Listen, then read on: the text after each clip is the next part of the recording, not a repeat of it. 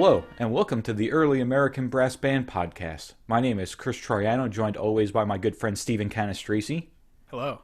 And this is episode number 5, where we'll be talking with Dr. Michael O'Connor from Palm Beach Atlantic University in West Palm Beach, Florida. Dr. Michael O'Connor is the director of the Coates Brass Band and Newberry's Victorian Cornet Band, and also one of the founding members of the Washington Cornet and Sackbut Ensemble in Washington, D.C., so we're really excited to share this interview with you.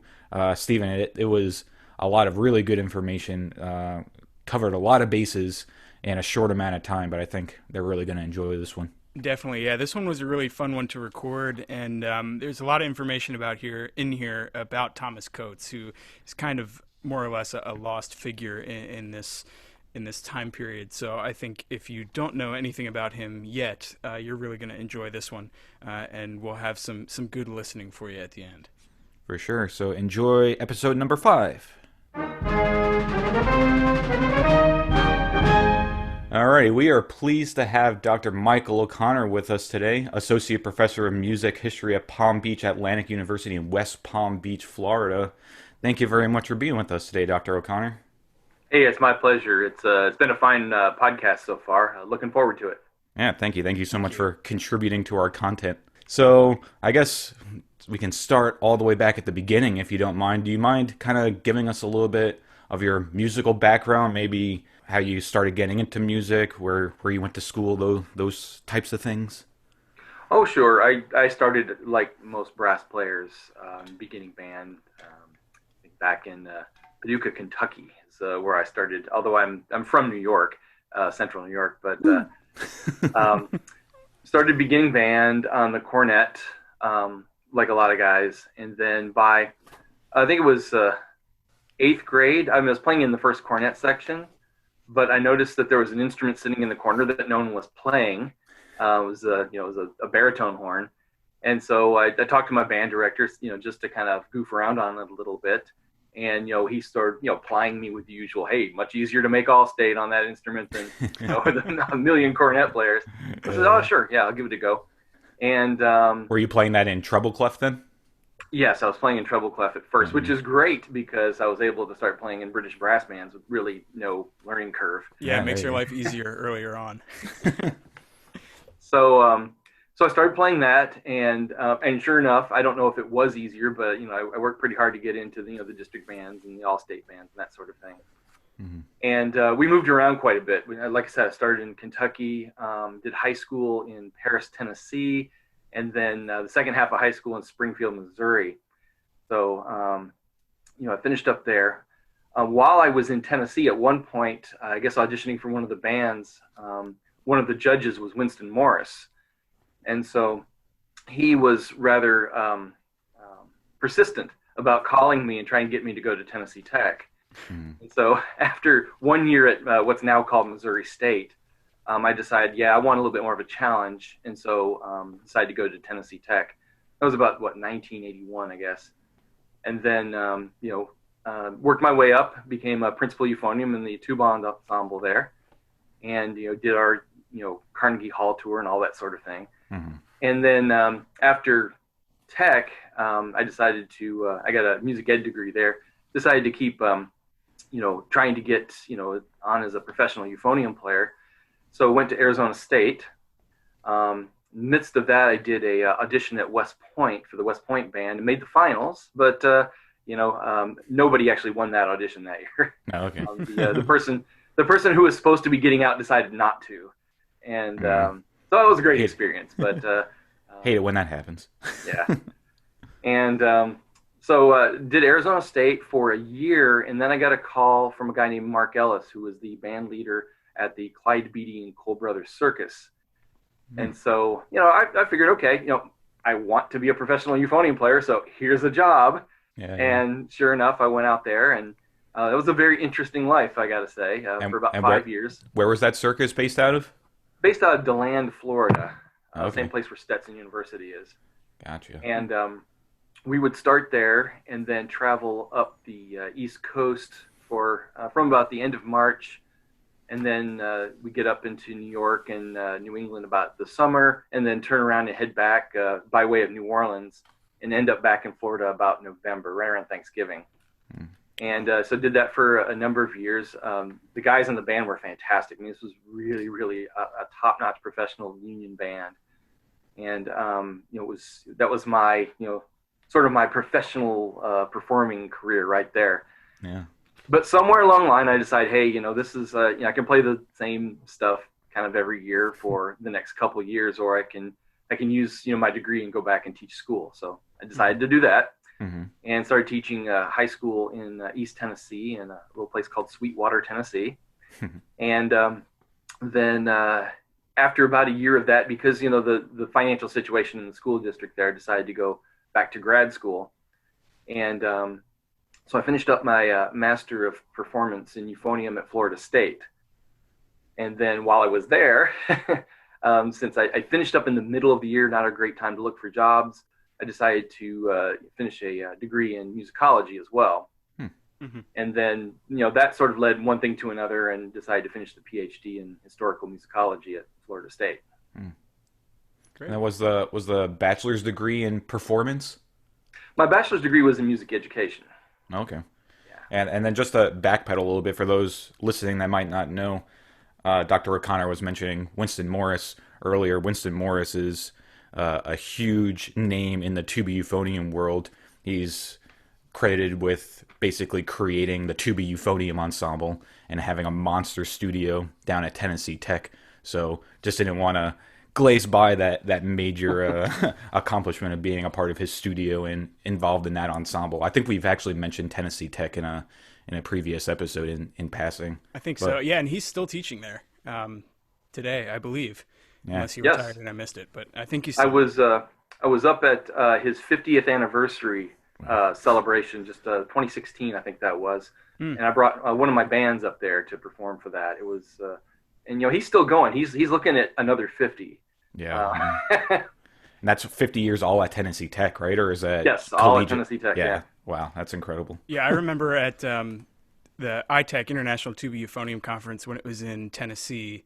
At the University of Tennessee, I think that was 2016, maybe. I met him very briefly in passing backstage during the small ensemble competition. He had a group competing there. He's a super nice guy. Oh, definitely. Unless you weren't getting things done. Yep. and then he was never ever shy about letting you know. Yeah, which can be good for. Yeah. Oh, yeah. It was fantastic. I mean, if you look at all of the tuba players who eventually went on to get either orchestral or mostly the big military band jobs, I mean, they all came from Tech. And some of us euphonium players managed it as well. William Hunley, for example, at the Annapolis Band, or I'm trying to think of another euphonium player. A couple of them just recently, which I haven't kept as well track of, but I mean, yeah, that's something we should probably know too off the top of our heads, but yeah. I should know that, but yeah. All right. That's okay. So then, was it right out of completing your PhD that you then got the job at Palm Beach Atlantic University, or was there some teaching in between? Yeah, there's a little bit of a gap in there. I finished up my coursework in 1997. My wife and I moved up to DC for her to finish work. She's in psychology, to Washington. And then, I decided to, do some adjunct teaching while I was working on my dissertation and that sort of thing. And naturally, I put together groups. So while I was there, I helped found the Washington Cornet and Sackbut Ensemble, based on my experiences down at Florida State playing early brass. And that group has gone on to become something really, really special now. In our early days, we were just kind of getting started, but, they've really, really, come a very, very long way as a professional group. So that's still a regularly rehearsing and performing ensemble in the DC area? Oh, yes. They perform like all over the country now, and internationally as well. So after that, we moved up to Pennsylvania, so my wife could finish her doctorate. And then, it was during that time that I finished my dissertation. And somewhere in there, 1998, yes, I was on Fulbright to Spain to do research for my dissertation. Oh wow. What was your dissertation work on? My dissertation work was on a Spanish composer by the name of Juan Esquivel, not the famous space age bachelor pad music guy, Mexican fellow, but this guy was a Renaissance sacred music composer. Okay. And just kind of like a biographical sketch on his life kind of thing? Or Yeah, and normally, we don't really jump into biography when we do these dissertations, but his biography was so scant at the time. I did an awful lot of legwork on trying to fill that out, but mostly my work was on his a lot of his polyphony that he was composing, especially for Marian feasts. Interesting. Was it while you were up in the Pennsylvania area that you, in addition to the Washington group, started playing in Civil War groups up in this area too, or is that not a hobby that you found until later on? Sure, it was during that time that I was working on my dissertation and my wife was in school that I decided to extend my performance practice, historical playing to 19th century music, because we moved away from DC, so I stopped playing in the Baroque Renaissance ensemble. And so while I was up there, I decided, put together a Civil War brass band. And then I started looking at what it would take to acquire the instruments. And so I was quickly disabused of that. Yeah, I didn't know the right people just yet. Yeah, definitely a barrier for entry for sure, unfortunately. Oh, for sure, my goodness. Even the uniforms are not cheap.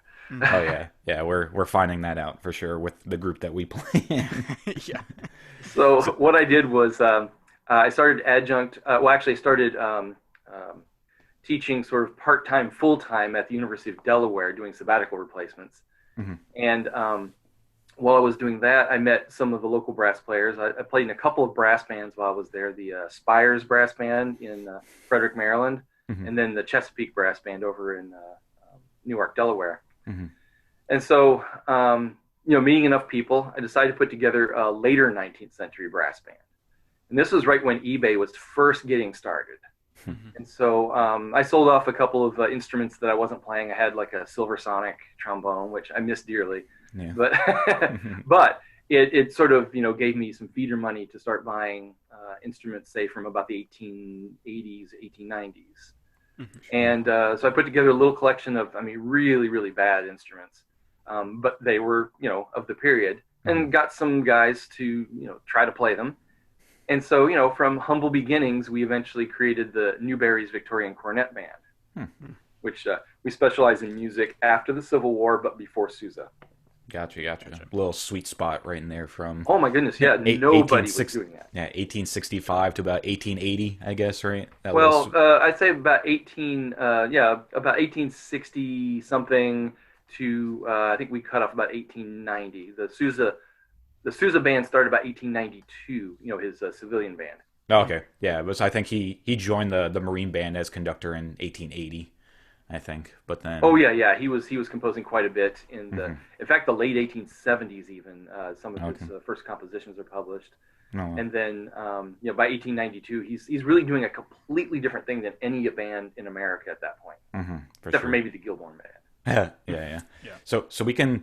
Unless you have something, we can circle back to Newberry in a second. Maybe we can kind of finish out your higher education story here first, and then double back to some of these ensembles. So you were doing some full-time adjunct work at Delaware. You said, was that in musicology or applied low brass or euphonium? No, unfortunately, I've never had a full-time applied position. All my university work has been in teaching music history, and then of course the undergrad or the non-major courses like music appreciation or American music, things like that. Gotcha. So yeah, at Delaware I was teaching the music history survey, running the early music ensemble, and then I taught at a couple of other places part-time too, like the College of New Jersey, Susquehanna University, and I finished up my adjunct life at the University of Maryland down in College Park. Okay, great. So then after University of Maryland, is that when you got the job at Palm Beach Atlantic? Yes, I did. I succeeded two of my classmates down there, actually, Nice.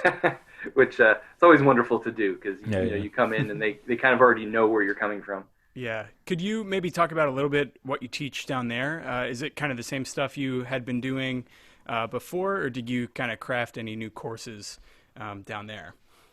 Oh, sure. I teach the standard music history sequence. We have a 3 semester sequence with medieval, Renaissance, Baroque, classical, and then romantic, modern. Mm-hmm. And then I did create a couple of classes down there. Created a world music ensemble because one of the fun things I did while I was at Florida State University was playing their salsa band down there. Yeah, fun. And so I thought, well, this is pretty cool. I mean, we've got some very talented students here. So we every now and then we'll do the salsa band at Palm Beach Atlantic. Every now and then we'll do an Irish ensemble. I've done Brazilian music. Whatever students seem to be interested in, I kind of put together something for them to do. Yeah, But I also do the early music ensemble down there as well. Mm-hmm. The courses I've created, I started a Beatles class. That's also one of my passions. And some special topics courses on things like music and art or other rock music topics, that sort of thing. Oh, great. Very cool. Yeah. Beatles is one of my passions as well. I think when we were talking before this interview through email, I was saying that we should have a separate discussion on just Beatles stuff, but that's a different podcast. Yeah, Chris has a Beatles wall.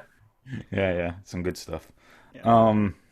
What was I gonna say? Oh yeah, so I'm teaching a world music class at George Mason University right now, and that scope, it's a very blanket term kind of thing. And so when you cycle through the types of ensembles that you guys play, is that purely student driven? I know you were saying that it's kind of based on the student desires at the time, or do you have the final say in what the actual ensemble is going to be each semester?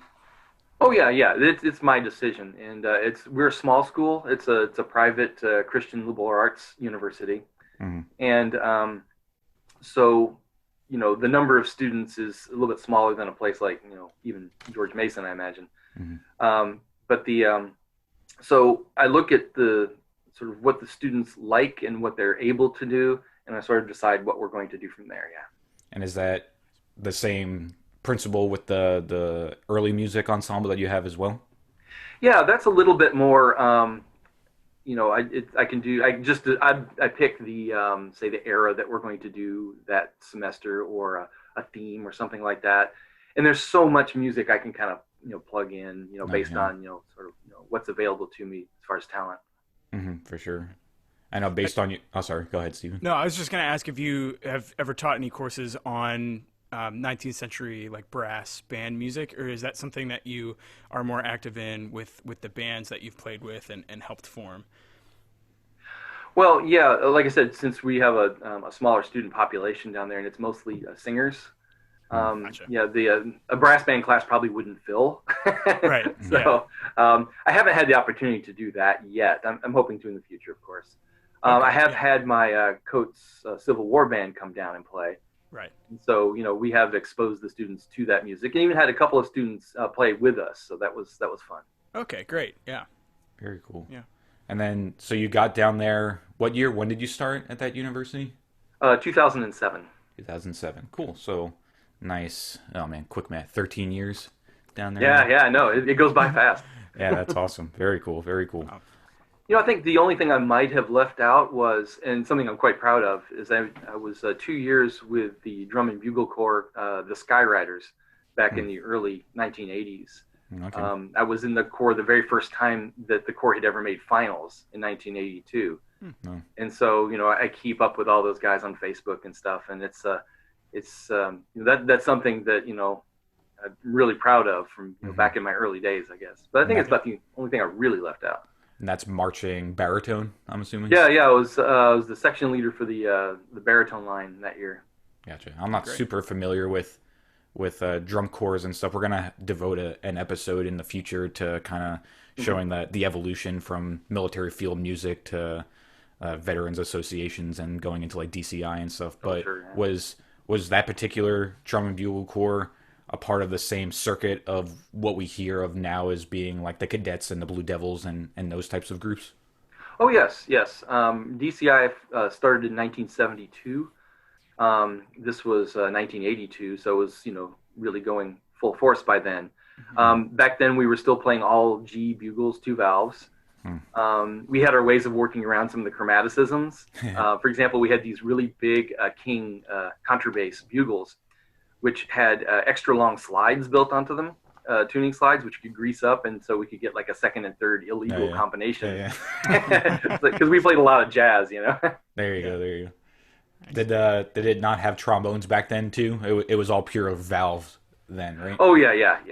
I don't really keep up with DCI all that much anymore. I'm not a big fan of introducing all the the extra instruments and the amplification and all that sort of thing. I'm kind of a dinosaur, from my era. Yeah, I was gonna say they started with adding. Well, I guess the amplification kind of started first, and then trombones, and now woodwinds, and then like really heavy synth amplification. Yeah, it's a beast now. It's a very different thing now, yes. For sure.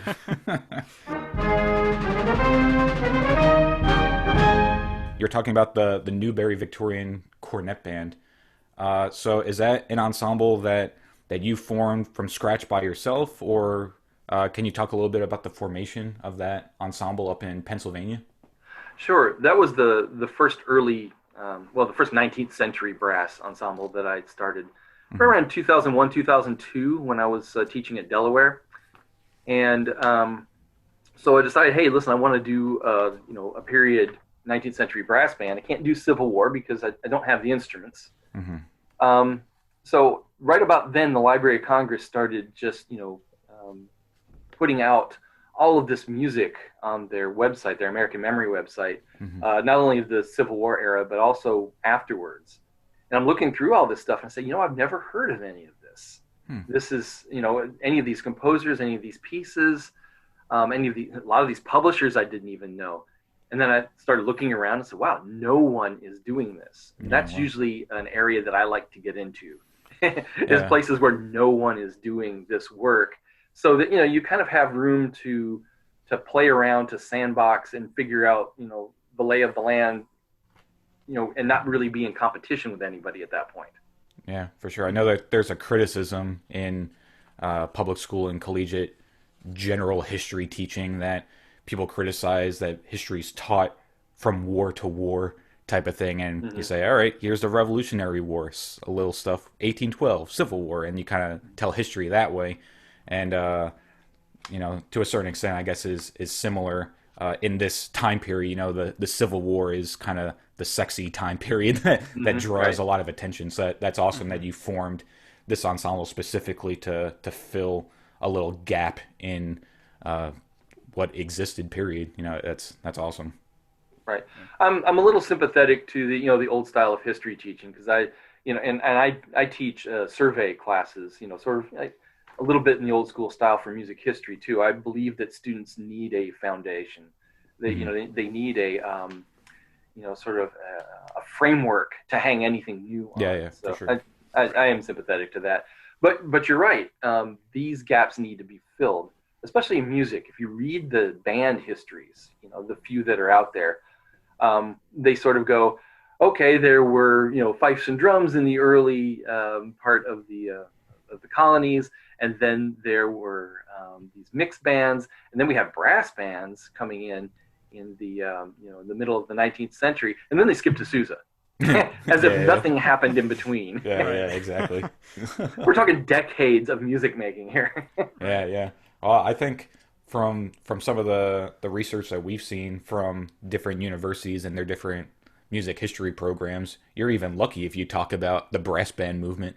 A lot of time you go from Beethoven and then Debussy, and then you're right into atonal piano music. So we're lucky if you get brass or Sousa or jazz, mentioned in some of these programs. Unfortunately. Yes, in my 20th century class, I devote a whole day to band music.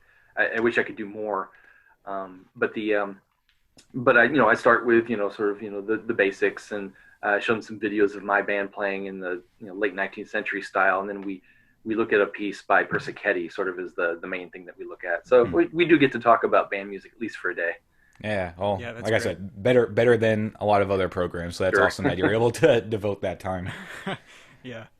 What's the significance of the name Newberry's Victorian Cornet Band? Was that an ensemble that historically existed? No, but it's based on the idea of the ensembles that existed in the after the Civil War, and really and before the Civil War too. Bands were named after their leaders, and so usually have a cornet player who had some music education, the ability to arrange, and they would actually get together a group of people and teach them how to play their instruments. And then after some time, they would get to be very, very good, and then of course their name of the band would become a little bit more famous. So our first leader of our band was Flora Newberry, who's a wonderful trumpet player. Went to Juilliard, and she left us to move. Where'd she move to? I can't forget. But anyway, she left us after a while, so we asked her if we could keep the name because it sounded very Victorian, So just to clarify, so you formed the group, or she formed the group? No, I formed the group, but she was sort of our stage leader because I needed a cornet player out front. I don't know of any bands in the 19th century that had a baritone player out front. yeah, for sure. That makes sense. Gotcha. And then you mentioned eBay, so was basically every single one of those instruments acquired through eBay, or were some of the members using personal instruments also? Was there kind of a mix like that? Well, I started off getting instruments on eBay, and then I started learning about some private collectors who had some instruments. So I found a couple that way as well. The cornet players, for the most part, got their own instruments on eBay, so we were able to, to get started. Basically, you just need to make sure you get a tuba and a couple of the low brass instruments. The cornet players can usually find their own, and it was fairly easy to get started in those days. A little harder to find the instruments now, but back then, people were just selling them left and right, and the prices were just ridiculously cheap. Just over time, we replaced the instruments that weren't so good with much better ones. And now everybody has really their own. I don't really need to provide any more, except for the Helicon that you can see in the background here. yeah. Very nice. Yeah. So you still travel up to Pennsylvania regularly to be involved with this group that's still active? No, we were active performing while I was living up there, but once I moved to Florida, of course, that became very impractical. And so we perform now when we're invited places. About every 3 years, we play at the Vintage Brass Band Festival up in Northfield, Minnesota, and we play at other invited situations. We also performed at Winston Morris's 50th anniversary celebration. He gathered some grant money together and brought us up, and we even kind of got out of our Victorian mold a little bit and played Al Hayes's Solo Pomposo with two of our tuba players kind of tag teaming on that, so that Winston could come up and actually conduct us. So that was a lot of fun. Yeah. That's really cool. Were any of those other people alumni of Tennessee Tech by coincidence, or were you the only Tech alumni? Well, originally we were supposed to have two of us were Tech alumni. One of the members was not able to come and perform at that event. So I was really the only Tech alumni in the band at that point. Yeah. Gotcha. Now there's a kind of neat. Well, to me, I'm from Pennsylvania, so there's a neat kind of connection here. And this might be jumping ahead a bit, but Thomas Coates was from Pennsylvania, and did you found the Coates brass band that is in Florida, correct? Right. Now with Thomas Coates, that kind of became a research interest of mine. And a lot of my research interests come out of things that I play. Even in the Renaissance world, I would be playing some music and I say, well, I don't know much about this composer or this style of music, so let me go do some digging and writing. And with American brass band music, there's so little written on anything that, it's a pretty fertile field for research. Right. But when I first moved down to Florida, I had been playing with the Federal City Brass Band, Yari Villanueva's group. And, after a couple of months, I started really missing that because it was a really great group of guys, and gals, I should say. And, fantastic players. It was really, really a great situation, and I missed it. So I invited some of my friends, from that group to come down, and I said, hey, let's, come down here in February when it's gorgeous down here, and let's do some Civil War playing. I'll find a place for us to play. Yeah. So I did a little digging around, and I found out that there is some Civil War history down in Key West, Florida. Fort Zachary Taylor was one of the forts that brought in these Confederate raiders, from the Anaconda Plan, if you will, and so that they often had Union troops stationed down there. Key West, never really was a Confederate city. It was immediately taken over by Union troops as soon as the war broke out. And so I found out that one of the regiments down there had a brass band, the 47th Pennsylvania. The 47th Pennsylvania comes mostly out of Allentown, but also a few other towns around there. Yeah. And they brought with them a brass band from Easton, Pennsylvania. And they actually overlooked the brass band that was actually in their own town, in Allentown, because the Easton Band, under the direction of Thomas Coates, actually was, much, much more famous group. And so they decided to go with the 47th Pennsylvania to war. First they went to the defenses in Washington, but in an incredible stroke of fortune, very early in the war, they were assigned to the brigade that was down in Key West, Florida. And so Lou Schmidt did this really, really good study of the 47th Pennsylvania. So I learned quite a bit about what was going on, from his rather giant volumes. And so I thought, wow, this is great. I actually know of an actual band that was in Key West. So I called up the Park Service down there, and we arranged to come down they have an annual Civil War days. So we arranged to come down and play for that. And that was back in 2009, I think was the first time that we did that. And we've been playing on and off ever since. Yeah. It's kind of like discovering another Port Royal band almost, like kind of a rediscovery of that type of Union band having like a strong foothold, in a southern occupied territory. Right. The cool thing about it is once I learned that this band had a band leader who was also a composer, I said, wow, this is great. I can actually do some actual musicological research on this. And the more I dug on Thomas Coates, the more I realized, wow, this is an amazing American musician that no one knows anything about. At least not anymore. Yeah. And I noticed that there's an album recorded with the Coates Band and with Newberry's Victorian Cornet Band. So did you start doing the research on Coates once you moved down to Florida and then organized both of these recording projects after the fact? Because I know you were saying that the Newberry group is still active but less regularly. So was that recording project kind of put together just to record the Coates music? Sort of. I mean, we in the Coates Brass Band, we did some performing here and there when we could. But I got the idea to do a recording of Thomas Coates' music after I did some research on him as a composer and started looking around for where I could find his music. Most of it seems to be in the Manchester Cornet Band books.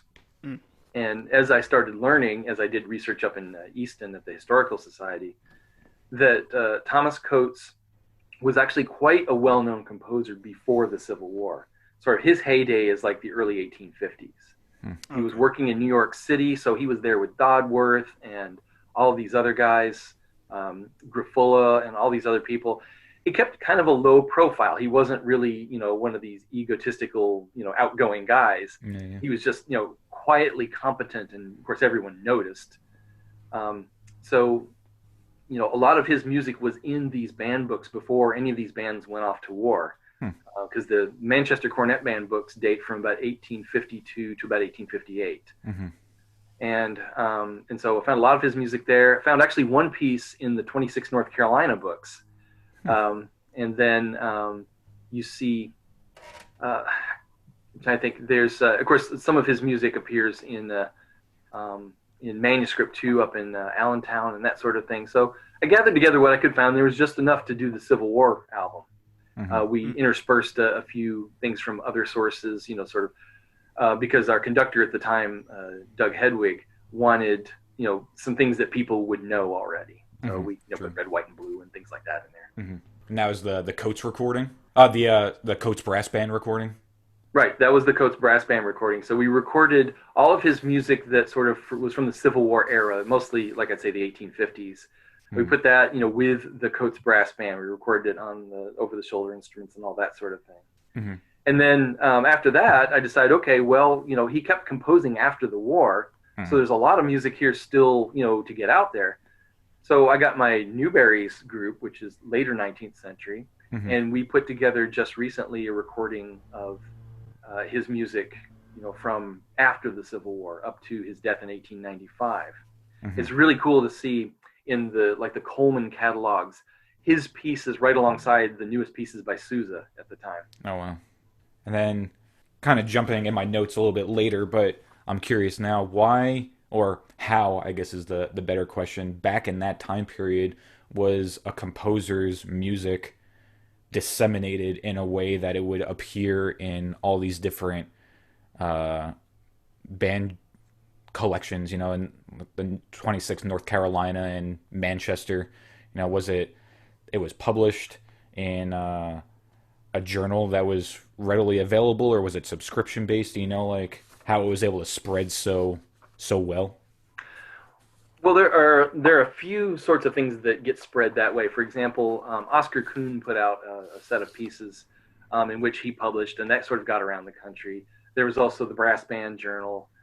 So we know G.W.E. Friedrich, only because he was the guy in the spot to do the arrangements for the Brass Band Journal. Exactly. And of course, there are other publications which came out of Boston and New York.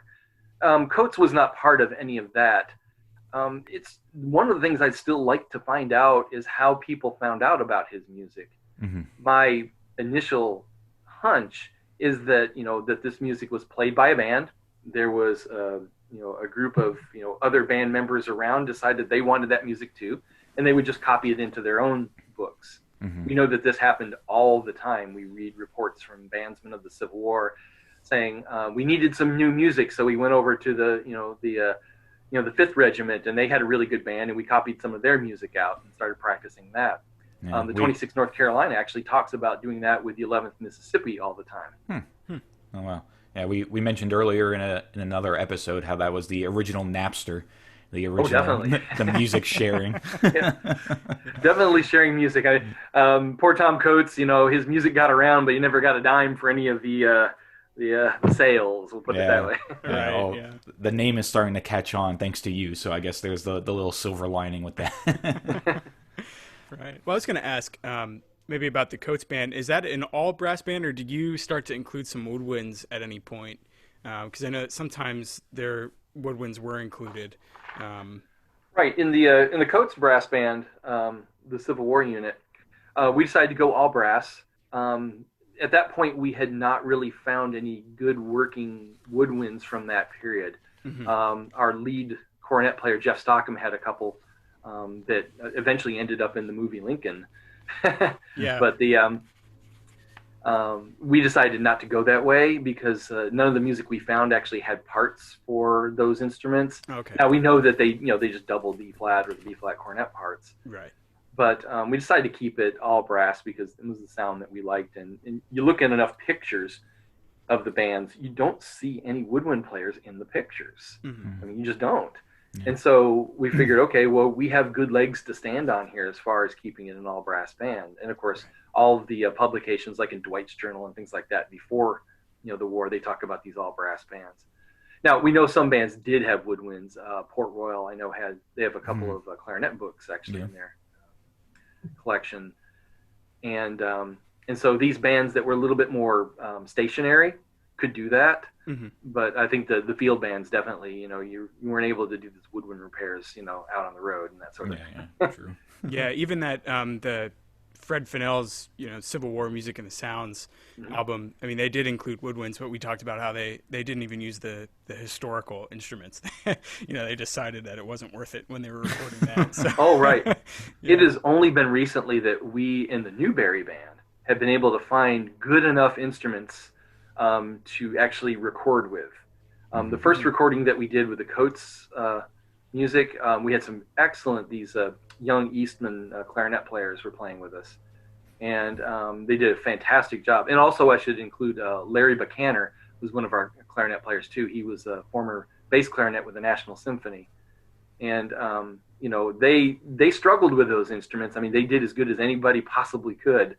But by the second recording we've done, which has not been released yet, we got these clarinets to some of my Baroque clarinet player, well, Baroque classical clarinet player friends who do work on these instruments, and now they sound really, really good. I think you're going to be really pleased when you hear the new recording come out. Great. Do you have a target release date for that new recording? As soon as we raise the money date. There you go. So anyone listening would like to help.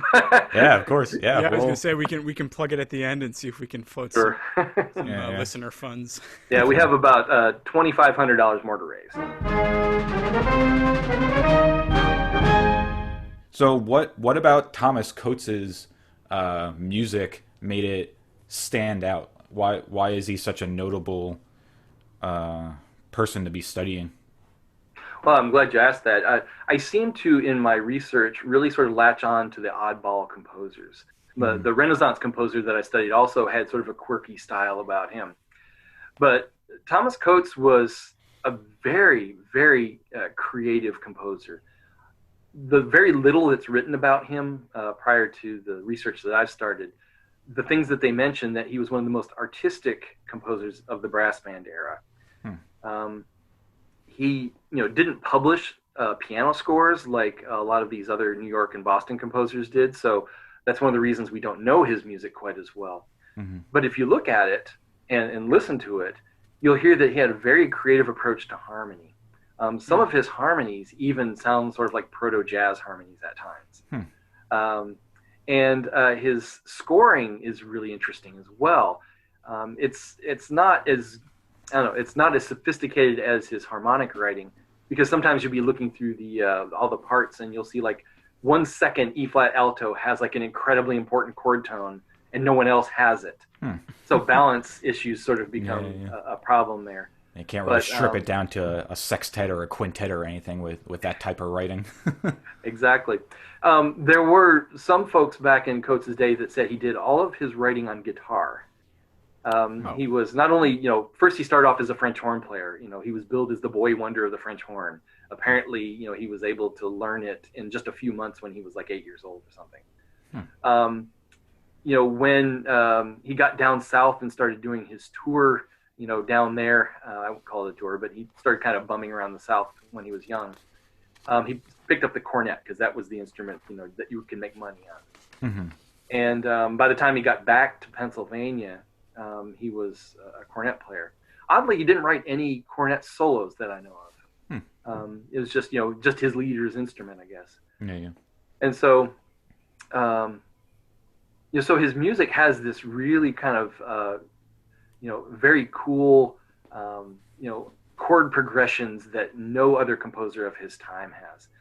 In fact, when I do presentations on Thomas Coates, I'll talk about his Cottage by the Sea, Quickstep, in which the opening bars of this, do this incredible modulation. It sounds so sophisticated. And one person actually noticed that it was exactly the same modulation that is the opening of Tchaikovsky's first piano concerto, which was written later after Thomas Coates. So he wasn't copying anybody. Yeah.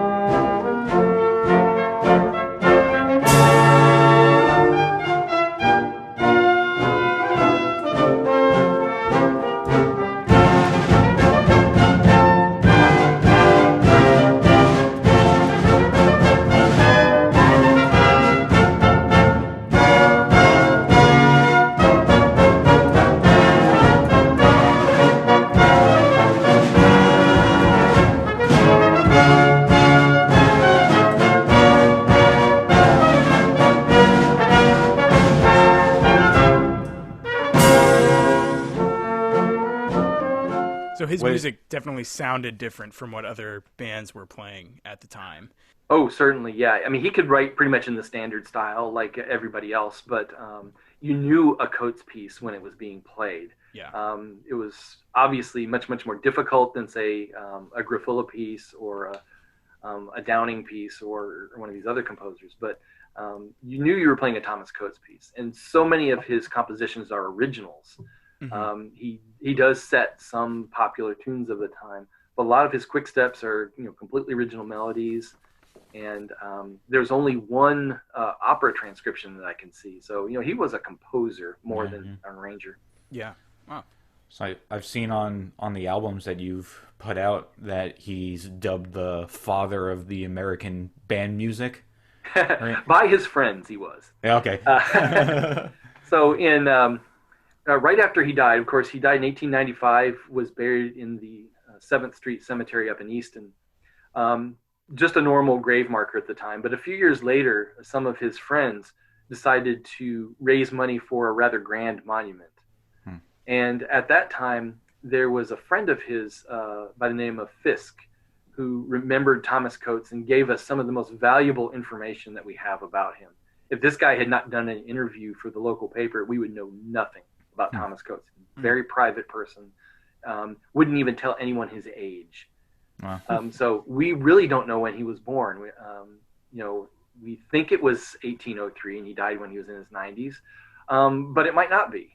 The last picture we have of him from 1895, he does look really, really old. Then again, you have to sort of filter through. Victorian people looked older than we do anyway. So, I mean, it's just so hard to tell. I mean, he could be in his 90s. I mean, he certainly looks it, but he could also be in his 80s. We don't know for sure. Yeah, interesting. Because I know if you were to, ask a musician who the father of the American band music was, I think 99.9% of people would say probably John Philip Sousa on it, probably, right? So it's interesting that there's this name that isn't receiving the recognition on a broad scale that it should, but obviously that's hopefully starting to change with a lot of your research and material that you're putting in. I don't think I would actually call him the father of American band music. Like I say in my ITG article, he's more like the sort of odd uncle of American band music, because he was a real character in Easton during his last days. I mean, people would say that he was sort of the town eccentric, if you will. But he was there at the beginning of American band music. He wrote some of the best pieces of the time, and we have people corroborating this, talking about his music. But his friends called him the father of American band music and put that on his gravestone. And it's a nice tribute. And like I say in my papers, he has as good a claim, I think, as anyone in those days. Yeah. Is there any type of lineage of influence that you can kind of trace besides maybe Tchaikovsky taking it for his piano music? But is there any long-term lasting effect of his compositions or his musical style or instrumentation that can directly be credited to him? None that I could actually point to with any good evidence. So I would say that all of the composers of that time are the influences on people like Sousa. Yeah. They're the influences to some degree on people like Gilmour, who basically wrote in a similar style and built upon what they did and built upon mostly the infrastructure that they built of American band popularity. Sousa and Gilmour and some of these others decide to go more towards a European model and bring in the woodwinds and make those sort of an equal partner in the sound. So, these guys were, part of the story of American bands, but, it's hard to trace any direct lineage, say, from one to the next. Yeah. And then that's in contrast, I guess, to John Philip Sousa, where we're able to make some darker lines between connections, and he's kind of like the pillar, a little bit easier to make that claim as like a Beethoven or a Bach kind of within the band world, I would think, right, would be Sousa. Well, right. I mean, you have to remember that so many of the other band composers from that era actually came from Sousa's band. Right. And in similar ones. And as we learn more about early American band music, we'll start to see that there are, certain stylistic characteristics of, say, the Italians versus, the Germans of the early bands. I mean, almost all of the American bands from the early days were like all German musicians, whereas later we get, many, many more Italians. And then, all sorts of things come in. So it's going to be, I think, a richer history once this gets built out a little bit more. Right. For sure. Fill in the family tree of brass in America a little bit more. Sure. Kind of jumping back to your Coates brass band a little bit. Are those, you said there's a utilization of over-the-shoulder brasses in that ensemble? Or, I guess first, is that still a regularly performing ensemble? It depends on how you define regularly. Okay. We still do perform. All of us are getting a little bit older. So one of the things I get concerned about is going out in these Civil War uniforms and looking far too old, for, to be a good representative of bands of the time. We'd still definitely like to record music. Yeah. All these guys are still fantastic players. And, but the performing in the uniforms thing, I think, is dwindling from what we did before. I perform more live with the Newberry band when we get an opportunity to do that. Gotcha. And then, so with those instruments that you're using with the Coates brass band, when you guys do play and record and stuff, are those again eBay acquisitions? Well, I've been very, very fortunate to, when I first started with the Federal City Band, I got to meet some people who have these instruments. For example, Mark Elrod, who's always very, very kind to allow me to borrow a mouthpiece and sometimes even an instrument. Jeff Stockham, who is our principal E-flat player, and I think the finest of all E-flat players going today. He has a very nice collection that we draw on as well. And then, of course, a lot of my guys have their own instruments as well. People like Steve Lundahl on tenor, or I'm trying to think, Max McMillan, our bass player. People like that who have their own instruments now. Right. And then with that Coates brass band, would you characterize that as more of a reenactment ensemble than the Victorian band is? Well, yes, because they have Civil War reenactments. So in our earlier days, a few years back, we would actually go out and put these brass bands, in the Civil War reenactments. Because I found out with the Federal City Band, one of the really cool things about that was that they would actually go to these reenactments, camp out with all the guys, and fill in one of those missing pieces of the reenactment. Right. Because I remember when we were doing Gettysburg, because the Federal City Band does actually two impressions. They do the Federal City Band, which is Union, but they would also do the 26th North Carolina Band, which is Confederate. Yep. So as the 26th Band, we were doing the big Gettysburg reenactment once, and we're there in the woods, camped with all these other reenactors, people who take this stuff seriously. Yeah, definitely. They want to really give a good impression. And so these guys would come by while we're, rehearsing in the evening, and, guys who've been doing reenactments for like over 20 years, just, with almost tears in their eyes saying, you know what, I've been doing this for so long, and I knew that it wasn't totally complete, but now I realize what was missing from, the environment. And so, we kind of prided ourselves, in our band as well, because the 47th Pennsylvania was at the Battle of Cedar Creek in the Shenandoahs. And so we would go out and do that reenactment and, honor those guys, who lived that, rather difficult life, of being in the Army in the 19th century. Yeah. And providing, really, really good brass music for these reenactments. And you would do that 47th impression with the Coates brass band down in Florida? Yeah, we would do that. Now the Civil War days down here is a little bit more of a like a Civil War festival more than a reenactment. So we would do performances for the school kids that would come by. We would play in the parade that they would have, and then they would do a wreath laying at the Civil War Memorial down in Key West. So that's a little bit different situation. But we really like doing some of the others like Gettysburg and Cedar Creek, and some of the other ones that we played at. Yeah, I guess that would have been a better way to frame the question. That was all fantastic, but I guess what my question was intended to be was the Newberry group is an ensemble in the style of, I guess, and then the Coates band is giving an impression, is intending to be that band.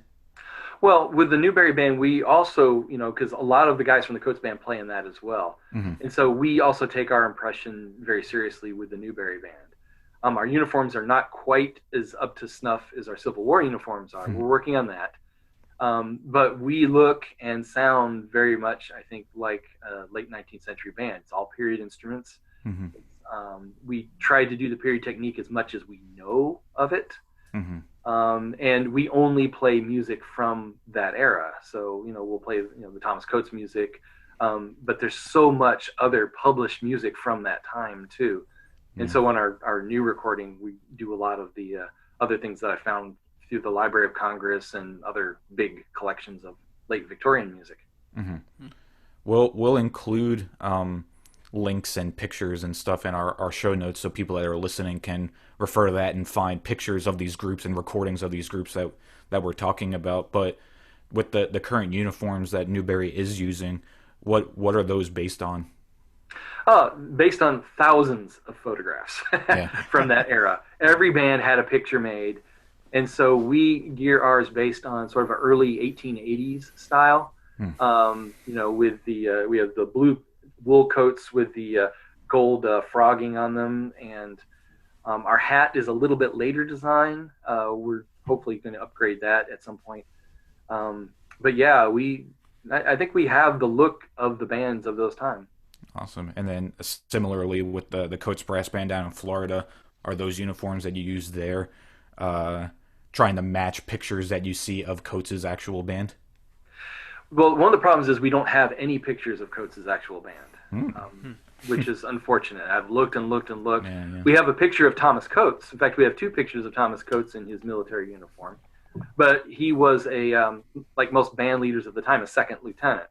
Mm-hmm. So we have pictures of some of the 47th guys, but the field music, for example, of the 47th dressed in Zouave uniform, which was kind of cool. And we know that because sadly, one of the drummer boys, a little 11-year-old kid, was the first person to die in the regiment, smallpox in Washington.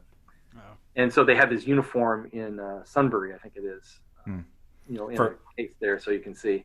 We did find a picture of William Williamson, who was in the field music for the 47th, and his uniform is sort of the standard, enlisted frock coat with the kepi and the sort of the normal sort of Eastern Union uniform. So that's what we go with. We go with just the frock coat and the kepi, and we think we're pretty darn close to. Yeah, because I know there's a lot of research that says that a lot of times the bands either matched the soldiers or like very slightly embellished off of like officer pay or that type of thing. But the band uniforms were often very similar. Right. In the early war, the band uniforms were actually, they just wore their uniforms that they had. Yeah. And so you have these actually bands in gray uniforms sometimes going off, with the Union troops, and I'm sure the officers probably had them change those pretty quickly, but or other bright colors. Mm-hmm. But by the time you get to say late 1862 or early 1863, the bands basically are just taking uniform shipments from along with the soldiers. So they're wearing just your basic blue sack coats with everybody else. Gotcha. The only way you can tell the band is that they have instruments in their hands, basically. Yeah. And then for listeners that might still be learning about the Civil War and be a little bit more just familiar with the music side, can you briefly describe what the Zouave uniform looked like and why that was so different from what was just described? Well, the Zouave uniform was based on French units, and the French units were actually based on very loosely based on some of the African units that served with them. Very bright, colorful, baggy pants, the short sort of Turkish style vest, very, very colorful. And of course, these were made very famous by, the band that came out with the 7th Regiment. And, they did, they played very, wonderfully, under Grafula. Mm-hmm. But the colonel of the 7th Regiment also had their enlisted men doing these incredible military drills. And so this was like a show for people in those days. And of course, he was famously killed, very, very early in the war at the First Battle of Bull Run. Mm-hmm. And so, Colonel Ellsworth, I believe it was. And so, this was, very fashionable at the time. And there were Zouave units really all the way to the end of the war. There were some that just would not give up that uniform, even if it wasn't the full, uniform that we saw early in the war. They would still maybe have the top half going. Yeah, for sure. And then with both Newberry and your Coates band, we already talked about instruments, but then mouthpieces specifically, are you strict with period mouthpieces or modern reproductions of period mouthpieces, or modern mouthpieces is fine? Where do you sit in that spectrum? Yes, that's always one of the big questions. I mean, whether you play any historic brass instrument, whether it be Baroque or 19th century, do you play a modern mouthpiece, which enables you to play, certainly a lot smoother, a lot better, a lot more comfortably, or do you pick up the period mouthpiece and try to, come to terms with it in some ways?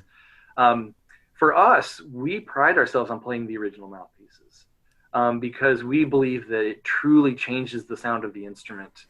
If you put a modern mouthpiece in one of these 19th century horns, mm-hmm. it just does not sound the same anymore. Mm-hmm. Especially with a really good player. Now, we've just, through a lot of time in playing these things, it's just, we've come to, the old mouthpieces are they're fine. We just get used to them, and we know that we have to play them a little bit differently than you do, like a big Schilke or a Bach or something. Mm-hmm. And we really think that the instrument prefers it, to be honest. Yeah, it kind of sits in the sweet spot of the horn a little bit more. Yeah, it's really kind of hard to put your finger on it. I mean, sure, it fits in the instrument a whole lot better because that's what it's designed for. The modern mouthpieces don't quite fit into these instruments as well as the originals do. Mm-hmm. They tend to be shallower, and so I mean, I do look for the deepest one I can find because I play the baritone parts. Yeah. But you have to just kind of learn how to get the sound that the instrument wants. I mean, that's in the early music world, whether it be Renaissance, Baroque, or anything, one of the things that we learn is that the instrument will tell you how to play it. Nice. We can see you since we're talking to you through Zoom, and exactly. you've got some horns above both of your shoulders. Oh yeah, that's the ones I have for display. Yeah. Yeah. So can you maybe go into what your personal instrument collection looks like, and if there's any horn that you're particularly proud to have, or maybe the first one that you got that kind of spurred your own collection? Oh, well, the very first one that I got, oh goodness, what was that? Oh, the first one I got was an 1880s unmarked tuba, E-flat tuba. Okay. Probably made at the Boland and Fuchs factory in Central Europe. And it's a wonderful playing instrument, not very well in tune. I mean, it probably, even brand new, it wasn't terribly well in tune. Because I mean, these were budget instruments made for the town bands who could order a whole set, at once. And so, you get a tuba, but it's not going to be the top of the line professional model. Mm-hmm. And then I just started buying a lot of the low brass valved instruments because those are the ones we needed to get the band started. Yeah. And so I've got an early Buscher 4-valve instrument, actually, like from the 1890s, a 4-valve. It's kind of cool. I got a little baritone, which is sort of along the same lines as the tuba I got, which I just love playing. Again, the intonation on it is so hard to deal with.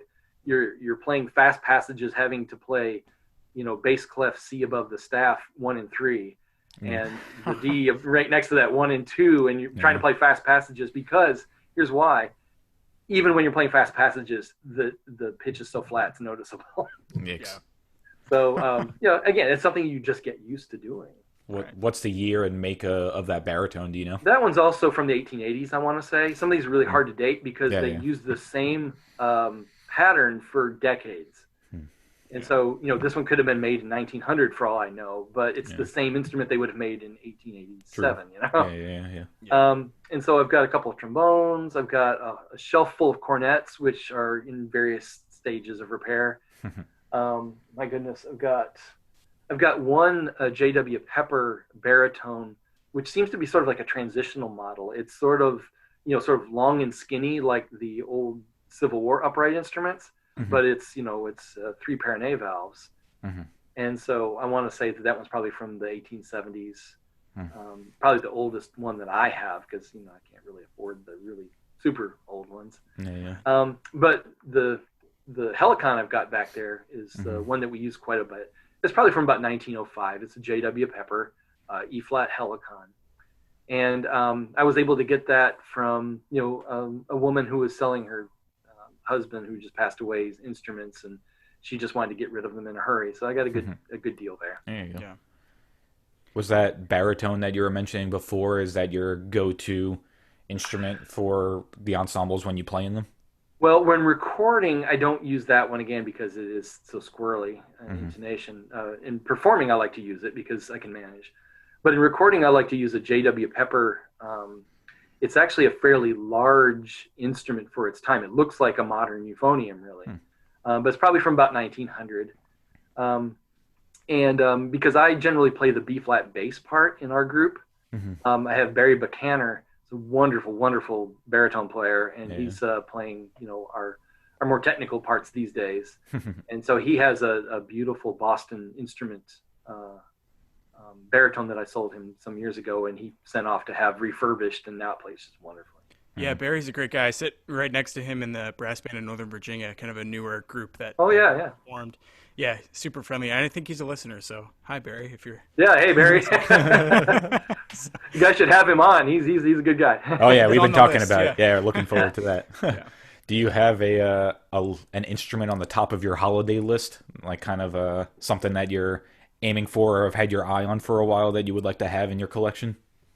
Oh, I would certainly love to have an early con. I do have an early con, but it's in pretty terrible shape. But I'd love to have an early con that plays well. Like, he started putting out instruments in the late 1880s of his own make. And I'd like to have one of those that plays well. But mostly I'd love to have a Civil War instrument. There's one that Mark Elrod sometimes lends to me that I wish I could find one just like it. It's a E.G. Wright upright silver with the side action rotary valves, and that one just plays absolutely beautifully. That's one that I play on the Coates band recording. Barry and I tend to kind of switch back and forth, the B-flat bass and the baritone part on the recording, so that we both get a chance to play the fun stuff. There you go. Any double bells in your collection? Actually, I am not a double bell fan. For me, especially since the double bell doesn't come out in the United States until kind of after the era that I do, and I don't know. It's the double bells have been overpriced because a lot of enthusiasts who don't play buy them. Like dentists who have lots of money, and so they can, they keep the price up, and so I just really never. They want the Dr. Seuss horn for display. I guess so. I always say it's a good tuba Christmas instrument. So. Oh, yeah. It's fun to look at. In undergrad, I played in kind of like a German polka style band, and on a trumpet player's recital, I played a con double bell. I forget the year, but it was cool to play, but it wasn't the most enjoyable experience. No, it's heavy. It's not balanced. You wonder, what on earth do I do with this other bell other than double the trombones or when you play solos, I think I used it twice for a little interjection in the tune, but I didn't use it that much. And I'm sure nobody noticed, and you giggled to yourself when you did it. So probably. Well, it was funny. I walked out on the stage. It was in Hatch Recital Hall at Eastman. If anyone is familiar with that hall, it's kind of a smaller stage, and you see the audience's head just perk a little bit, and I got some questions afterwards. Text them like, where'd you get that horn? And it was actually a French horn player from Pennsylvania, knew someone who had it, and she was able to bring it up to Eastman so that I could play on it a little bit, and we checked it out. But definitely an interesting experience to play on those double bells. Right. Well, speaking of the double bell, and maybe you can put this in there somewhere. Anyone who has the book, the euphonium source book that came out from Indiana University Press, I did the history of the euphonium section in there, the first chapter. And it was very interesting learning about the early double bell instruments that actually were in Europe. I believe it was an Italian maker, Politi, was the first one to make one. And then Adolph Sax came along and copied it. And then, of course, in the Adolph Sax manner, claimed credit for inventing it. There you go. Yeah, was he got a lot of lawsuits right after he made his family of sax horns, right, and basically went out of business. Right. Sax had the dual problem of being brilliant and being a bit of a jerk. The third problem, he was Belgian. I mean, nothing against the Belgians. No. Say, yikes. No. He was Belgian at a time in France when Belgians were not held up as, being, people you wanted around, I guess, in Paris. Gotcha. Yeah. So here's the thing: when Sax comes into Paris and starts making these instruments, all the other instrument makers get incredibly jealous, and so those three things that I just mentioned, he was a foreigner. He was, not really a guy who was that you like to be around, I guess, all that much, because he would claim credit for other people's work. He would steal things, and he was brilliant at it, but he didn't make any friends in Paris, and so people just started suing him just to do that, just to kind of drive him out of business. Yeah. And a lot of it was because he would try to patent things other people would invent, and even though Adolph Sax invented all of these instruments, he was also one of the main reasons they didn't take hold in the orchestra, because the players in the orchestras of the time, all of the brass players also had an instrument maker that they were sort of associated with. They were sort of like brand reps in a way. And so, they would say, no, we're not playing any of these sax instruments because, I represent this other maker. And, it just kept it from sort of taking hold in the French orchestra, which was the one that would have, helped Sax, get these instruments, as sort of a normal part of the orchestra. Thanks so much for talking to us. Where can people find out more about your research, perhaps anything you've written, and certainly the recordings you've mentioned? Well, people can check out my bio at the at Palm Beach Atlantic University's website, of course. They can also go to the Facebook page for the Newberry's Victorian Cornet band, also the Facebook page for the Coates Brass Band. We don't really have websites because I don't know if people even use websites anymore. Yeah. And plus you have to maintain them. But I just took mine offline. Like, I think it expired last week. I was like, I don't even update it or use that. So yeah, no point. All of our current recordings are available on YouTube. That one Orchard Enterprises has put our stuff up on YouTube for people to listen to. But we encourage people, of course, to buy the CDs. We still have plenty, and they can contact me directly at. I imagine you'll put that on your podcast website. Yeah, we'll have all this information in the show notes page. Yeah, so. Sure. As far as early brass research goes, I'm working on a huge project right now, which I hope we can talk about on a future segment, maybe. Definitely. On the music for the early brass band from about 1838 to about 1872, the E-flat cornet era. I've collected music and scraps of music from all over the country, and my goal there was to try to bring a lot of this music that a lot of amateur collectors had in their collections to a more scholarly audience through publication, that sort of thing. Great. Sounds like a. That's what I was going to say. It sounds like a good tease for the next episode. We'll definitely have you on in the future to pick your brain about that for sure. But I have a article about Thomas Coates in the International Trumpet Guild Journal, which I think it was the issue before this previous one, maybe March or February, somewhere in there. I have to look. Very cool. Great. Awesome. Well, thank you so much, Dr. O'Connor, for coming out today. Looking forward to having you on a future episode to talk about the other research. But yeah, thank you so much. Oh, it's my pleasure, guys. Great talking to both of you. Keep up the good work, and look forward to hearing more of you. Awesome. Thank you. So that concludes the interview with Dr. Michael O'Connor. As we mentioned at the beginning of the episode, what a incredible wealth of information, and a lot of bases covered, but was really, really enjoyable talking with Dr. O'Connor and learning all that stuff about Thomas Coates and the ensembles that he runs. Yeah, definitely more knowledge than can fit in one episode. So we'll look forward to when we can get him again and talk about some of his other research. Definitely. If you like what you're hearing and want to support the podcast, the best way to do that would be go to Apple Podcasts and leave a rating and a review. We're also up on YouTube, where we put these episodes up there. So if you want to subscribe to our YouTube channel and subscribe to the show wherever you get your podcasts, that would be very helpful. You can visit us online at eabbpodcast.com. And if you want to get in touch with us, we love hearing from you. So you can shoot us an email at eabb.podcast@gmail.com. This episode's featured album is one of the albums mentioned by Dr. O'Connor in the episode. It's titled Quickstep, Brass Band Music of the American Civil War. This is the first album that was put out by one of Dr. O'Connor's ensembles. This is the Civil War era brass band featuring the music of Thomas Coates.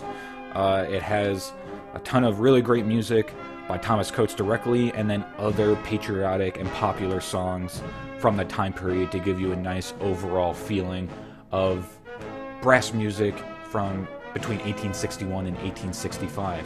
So please jump over to our show notes on our website at www.eabbpodcast.com, where we'll talk about this album as well as providing links of where you can purchase it.